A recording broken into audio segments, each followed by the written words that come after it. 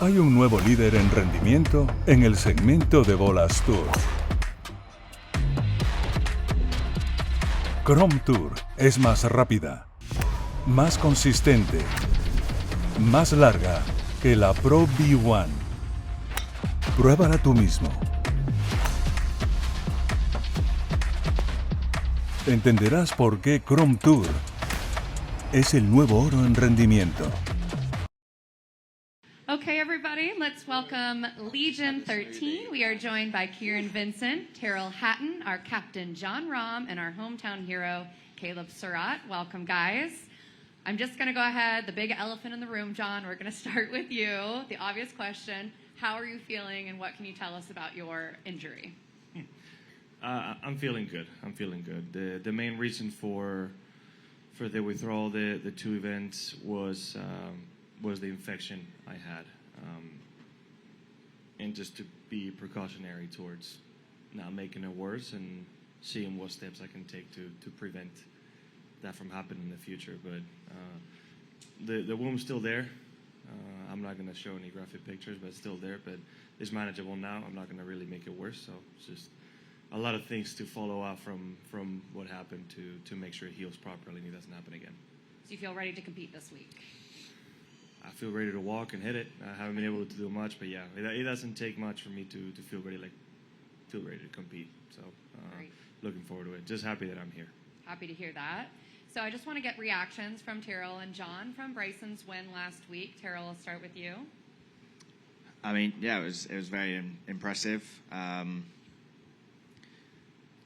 For me personally, it was a pretty sad day with my golf, but no, he handled the situation really well, and it was great for LIV that Bryson went on to win.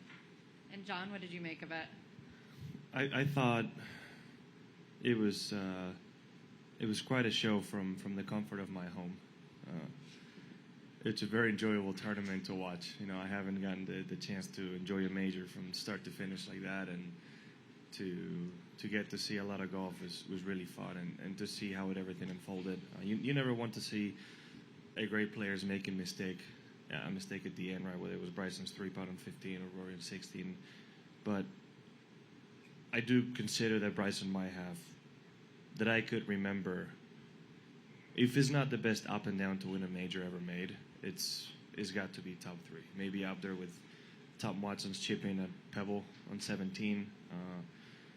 You know, Phil's up and down at Balterstall on 18. There's obviously going to be a few others like Tiger's chipping at Augusta, but on 18 to actually having to do it to win the tournament, it's got to be one of the best. And with how he played on Sunday, I thought he showed a lot, and how much he's changed himself in the last few years, and hear him talk about it was quite inspiring, right? And I think it's great for all of us and great for LIV Golf to see him do that as well.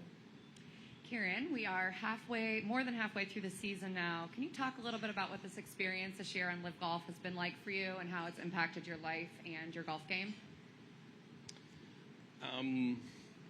Yeah, I mean, nothing short of awesome. I mean, it's pretty cool that you get I never really sat in many press conferences, let alone, you know, attended any of them. And so now to be sitting on this side and sharing the stage with a bunch of, you know, pretty cool guys with me. I mean, you can't ask for a better first couple of months here out on LIV. And so, yeah, the first half of the season's been great. I think the guys have put in some good work, and I think we still have said that our best golf is ahead of us, and I still think that's very true. And so I'm excited to see what the rest of the season holds, and obviously being able to do it alongside these guys is always something so special. So I'm excited for the rest of the season. Thank you. Hi, Caleb. How's it going? So you attended the University of Tennessee, and you're a current Knoxville resident. Yes, ma'am.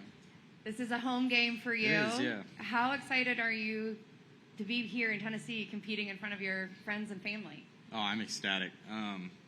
It's just gonna be so cool, like seeing a lot of the same faces I saw in college, like all my friends asking me to try and get tickets. Like, it's just gonna be really cool to look over and see all my boys that have, like, really, quite frankly, been a huge role in me getting here, watching me and supporting me. So excited for that. I'm excited for the test this week. I was telling somebody the other day, it feels like a home game, but I've really only been on the golf course one time. but it's a pretty sweet place. It's gonna be an awesome week. Super excited. Think there'll be a lot of Legion 13 fans out there this week. I think there always is when you got this guy on your team, but yeah, it's gonna be I hope so, and I think we're in a good spot to start competing again, and like Kieran said, our best golf's ahead of us. Love it. I'll open it up to the media. We'll start with you, Mike.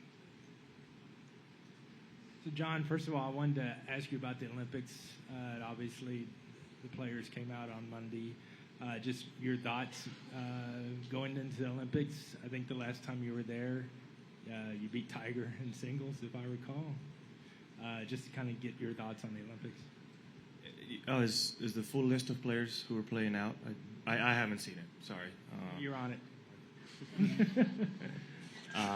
It was. And David. So that's I thought you were getting to.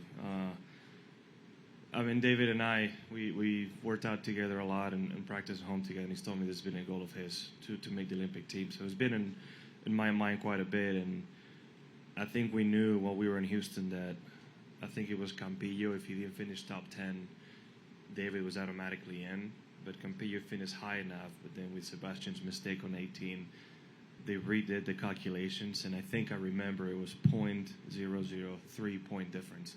And Campillo was just ahead, right? So he went to the U.S. Open now with an extra added pressure to make the cut to then be in the Olympics, which was such a big goal of his, right? So to see him after shooting 6 over, go on that Friday round and get under par quickly and shoot low and make it was quite fun, right? It was really, really fun to see, and he actually played pretty good besides, I mean, on Sunday, you know, his best Sunday, but he's a great player, and I'm looking forward to sharing the stage.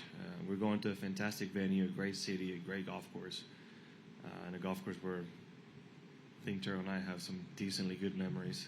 Yeah. Maybe not of our golf, but the rest of the team played pretty well. So it's to me one of the better golf courses we've played, that I've played, and a golf course that I'm looking forward to go back and hopefully be able to represent Spain the right way and earn a medal for the team. And Terrell, I just wanted to ask you about your season as a whole. You're the only player that has finished inside the points in every tournament. How would you evaluate your season on LIV so far? I would say it's been okay.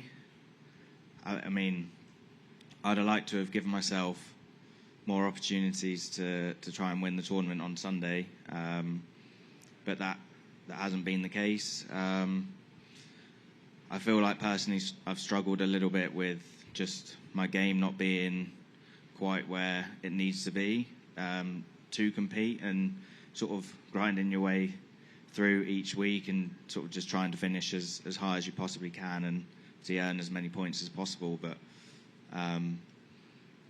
we've got six events left, so there's still plenty of opportunities to go out there and play some good golf and maybe have a chance to win one of these. Thanks. And then, Caleb, I got a question for you. Yes, sir. Being the youngest player in the league, do you feel like all the other guys have kind of taken you under their wing to a certain degree? You obviously got some lessons from Phil in Hong Kong, and I'm sure some other guys have helped you out too. How have you felt about how, you know, everybody else has kind of treated you as a young kid? Yeah, I think you know, it's kind of a double-edged sword, because, like, you know, I grew up, you read like Phil Mickelson, How to Chip, you know what I mean, and now you're sitting here getting lessons from Phil Mickelson. It's pretty, I mean, it's pretty cool. Like, I think there has not been any players at all that haven't really been extremely nice to me and taken me under their wing, and I'm fortunate to be, you know, under John and Tyrrell and under their kind of words of wisdom all the time. It's vital for a young player to kind of, and a true blessing to be able to come up under something like that, because I think I've learned in my 4 or 5 months on LIV now, like, I fully believe what would have taken me many years, like, as a professional doing it on my own to learn. And, you know, on the other side of it, like, I feel like I can compete, and I feel like I'm good enough to be out here, and I'm excited to, like, feel like I'm in a spot to start going head to toe with a lot of the best players, you know what I mean? Because I want to take advantage of that knowledge. It's not just for fun. So I'm working hard, and I'm trying to learn from the best, and I think I can confidently say that I am taking advantage of, you know, the resources of players out here, rather than just kind of putting my head down all the time. So it's a blessing, and I'm happy to be under these two, especially because that's I couldn't imagine it any other way, to be honest. And for the other three, just talking about Caleb, what you have seen this year, his growth as a player and just as part of the team. You know, he's an extremely mature young man to be 20 years old, 19 when we all met him, right? To have the understanding of his game and the game in general that he has. He's just, as a golfer, he had barely left Tennessee a couple times in his life at that point, right? So, and North Carolina, because that's really where he's from. But so there's a lot of growing to do when you start traveling around the world, right? That's a big step to take to. Professional golf is a lot more alone time than any other amateur golf you've dealt with. So there's got a lot of new experiences to deal with in what he's saying.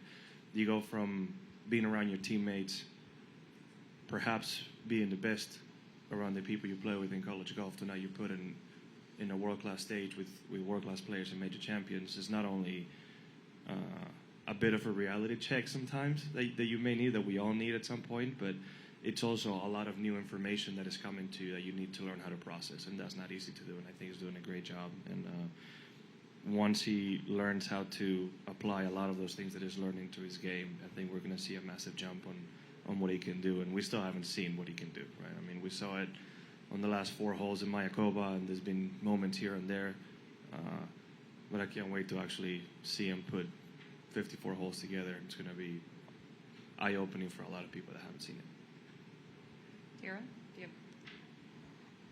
I feel like John's answered that pretty well. I don't know what else I can really add to that, to be honest. Kieran, anything to add?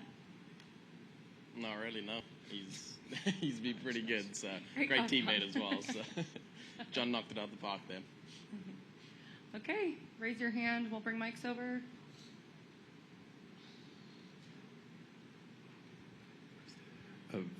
For John, are you frustrated at all for Bryson that the Olympics won't be an opportunity for him? And can you, as players, use things like the Olympics, or I know the next one's not for another 4 years, but to move along, maybe things with the agreement? I mean, I don't know if I can be frustrated for Bryson. I don't know where he stands on the matter. I think it's more of a question for the Americans in the room. Like, would you want to have somebody like Bryson on the team right now or not, right? In my case, is I competitor that week? No. But it doesn't mean that the next guy isn't going to be as good as Bryson. I think it's getting to the point where, we hear the conversations between the tour and PIF are going on.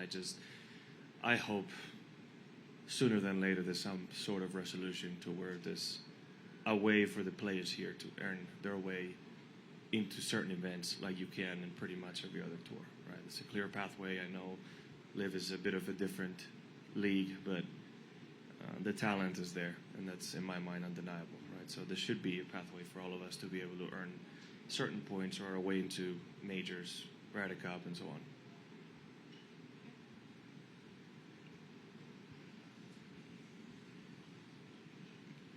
John, this is for you. You said you were at home watching the coverage. I wonder if you enjoyed that at all, or was there anything you took away from that with the fan experience in mind that you thought LIV is doing different, or you'd like to see change in watching from home? I'm not sure I understand what you're trying to say. I mean, I enjoyed watching golf. Yeah, I'm a big golf fan myself. Well, a lot of golf fans have issues with NBC in particular, their production. Oh, well, honestly, this has been for a long time, and I think it's more because I'm in the situation. I just watch golf on mute. I want to watch the shots, and I try not to. Was it a bit of a, I don't know what the word is, but to go from ABC to then NBC to then Peacock to then back to the next thing, yeah, I mean, it should be, can make it a little bit easier. And it isn't open after all. Just turn on one channel, hopefully be able to watch a whole broadcast. But I thought it was, from what the times I had it on and I could hear, I thought it was okay. one of the things that absolutely burned me, and I think it was Smiley who said it, he severely underplayed how difficult Rory's putt on 18 was when he said it's a left center putt. If you hit that putt left center and miss the hole, you're off the green because of how much slope there is. I mean, you could see Rory aiming at least a cup left from 3 feet. They severely underplayed how difficult that putt was. Severely, right? So I think that can happen a few times where, unless you've been there on the golf course and you're playing it or you've played it, it's hard to truly explain how difficult the golf course can be. And a lot of times they only have those 5 seconds to say something quickly, right? So I also don't blame them. But besides that, I thought it was good. Yeah. Raise your hand. Over there. Yep. John, what have you seen of the course here, and what are the next couple of days for preparation look like for you? I think 2 of us up here have only seen the clubhouse so far. So, is that right, Terrell? Yeah. Yeah, so in my case, today would be a day where I'll probably make a few more swings than I usually would on a Wednesday.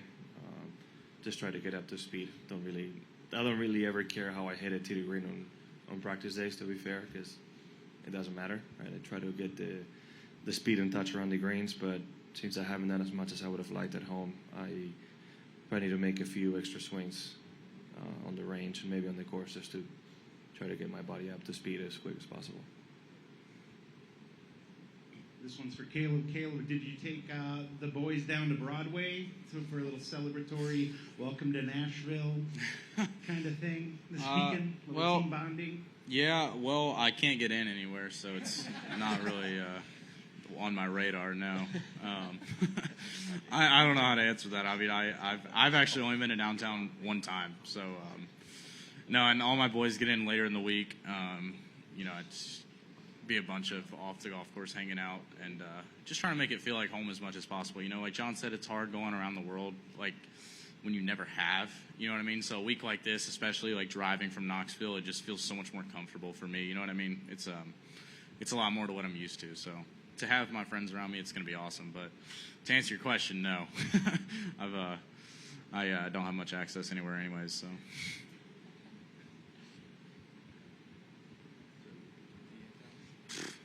All right, this is for Terrell.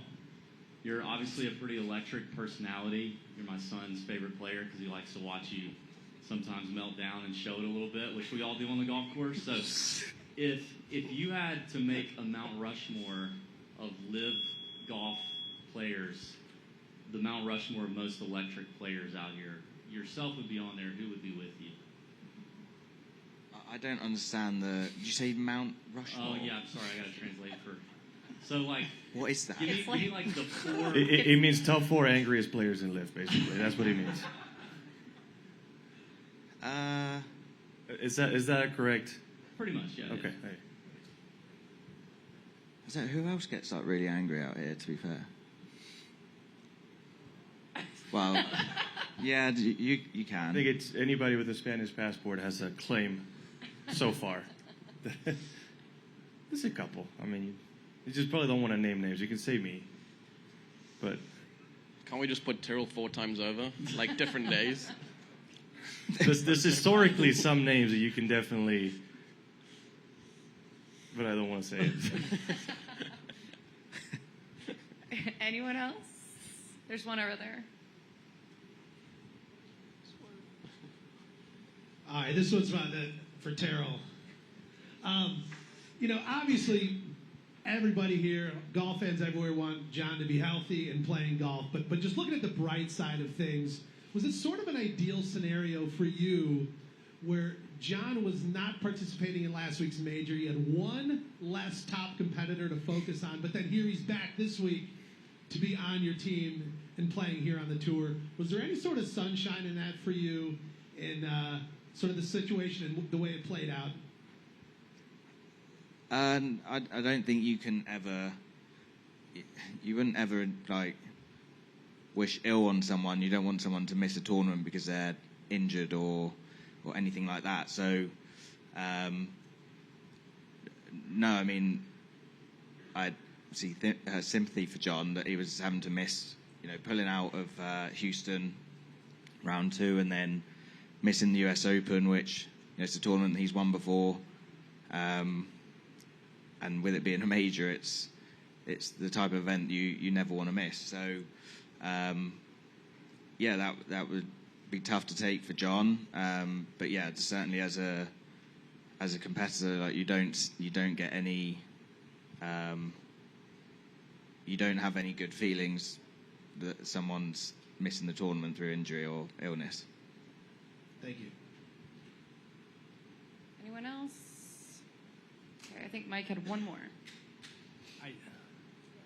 I did. This is kind of based on something that Caleb said about getting words of wisdom. Terrell, just kind of what kind of words over here? Sorry. I was enjoying the TV. Sorry. Carry on. I'm just curious, Terrell, what kind of words of wisdom are you teaching Caleb? I think the biggest thing is trying to teach him how to pack a suitcase properly. That's been quite a stressful process for the first 7 events. So I think we're getting there, but I think it's only because he's been able to drive himself here that he's managed to hopefully pack everything that he was meant to pack this week. Yeah. I know there's other people sitting here that did not pack everything they were supposed to this week. Yeah, but when it's your captain, I'm always right, so it doesn't matter. I would be second on the team with forgetting shirts and belts and shorts. Yeah, I mean, he's definitely by far the worst. I would be second. Not a close second. I think there's one more over there. So I have to ask, you're in Nashville. Caleb might have to help you on this. Do you have a favorite country artist that you're hoping to see maybe out in the crowd this weekend? Is that all of us, or? Yeah, all of you guys, if you listen to country music. I mean, the concert's going to be great. Yeah. Dan and Shay. He's probably never heard of Dan and Shay. But Yeah, I've met Shay. Yeah, I know Shay. I haven't met Dan, but I know Dan and Shay. You like tequila as well? Yeah. Great song. I've talked about this with Caleb because all he listens to is country, and even though I've been living in the U.S. for a long time, country is something that's really taken me a long time to get used to. Until a year ago, Kelly played a Luke Combs song for the first time, and she always played it for the kids in bath time, and sometimes it was too much of a background noise for me to realize. And it was in East Lake, I think after a Friday round or Saturday round where I played bad. We're in traffic, it's raining on the way back, and Beautiful Crazy came on. And a lot of what he says in the song, it's a lot of what me and the kids do in the morning. So when he says that her day starts with the coffee, when I get the kids out of bed when I'm home and let her sleep in a little bit, Kepa would literally go to the coffee machine, make the coffee with me, and bring it to Kelly in bed. So, and then when it says, and then's her day of the wine, Kelly and I would very often just have a glass of wine with dinner, like many other people do, right? So a lot of the things that the song was saying, I was like, Kelly, who is this? Like, I was already emotional, played a terrible day driving in traffic. And I'm like, who's this man? And obviously his voice is incredible, and she started playing more songs, and I became a Luke Combs fan. I can't say I'm a full-on country fan yet, but Luke is somebody that I really enjoy, and especially his new album being very, very relatable. Saw him in concert about a month ago, which was quite impressive. I mean, he puts on a show, so I know he won't be around because I think his 2-year-old's turning, well, his oldest son is turning 2 years old this week, but and to be honest, probably too big a country star to be walking around out there. But he would be my favorite to see out there, obviously. Terrell, who are you hoping to see out there this week? I mean, I'm similar to Jon in a way. Like, Luke Combs would be my favorite country singer. So, but yeah, he's not going to be out there. I don't know who else's name I'd put forward. Kieran? I've actually seen Dan and Shay in concert before, so I guess seeing them a bit more up close, because I was up in the grandstands far back up there when I went and saw them. So seeing them up close will be a little bit better. But yeah, I like the rest internationals on this team. Country music isn't the sweet spot for us, so we're getting there though, slowly but surely. I gotta get him turned on to Zach Bryan. I'm the biggest Zach Bryan diehard in the world. So they don't know who Zach Bryan is. He's very good, but I just can't. Like like his talent is undeniable. I just can't. He's really good, but I don't know. No comment. It's really good. Same with Oliver Anthony. I mean, they're both incredible. It's just. Well, Zach, if you're listening, come out and watch Caleb this week. Dream come true. Welcome to Music City, guys. Thank you so much, and good luck this week. John, I hope you are in tip-top shape. Thanks, guys. Thank you. Cuando compites contra los mejores, tienes que subir el nivel. Por este motivo hemos invertido $100 millones en nuestras fábricas. Hemos contratado a los mejores para examinar cualquier variable posible y conseguir que la Chrome Tour sea más larga, veloz y más consistente que la Pro V1. Pero el objetivo no fue simplemente competir, sino ganar. Y ya estamos preparados. Pruébala y entenderás por qué Chrome Tour es el nuevo oro en rendimiento.